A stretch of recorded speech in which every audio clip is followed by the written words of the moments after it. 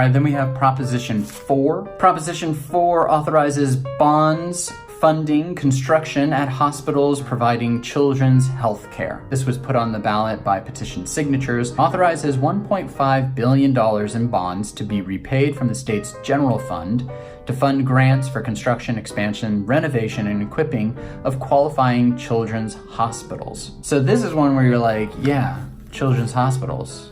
Yes, I want to support that, of course. And I'm not being facetious. Yes, I'm voting yes on Prop 4. This is a no-brainer. You go to page 30, it'll actually give you a list of the hospitals that will be supported by this. I mean, you have the Children's Hospital of Los Angeles, Children's Hospital and Research Center Oakland, Children's Hospital Orange County, Long Beach. I mean, all over the state, children's hospitals are going to be funded. And just to emphasize how it's a no-brainer, we have Gary Weasley back for the rebuttal against Prop 4. See, it's not that Gary hates children, he just thinks that somebody has to write the rebuttal against. Well, that's weird, Gary. Where were you on Prop 11? Because there's no argument against Proposition 11, but somebody's got to have the argument against Proposition 4 to give children's hospitals some money. Thanks, Gary. And speaking of bonds, we should talk about the two different types of bonds that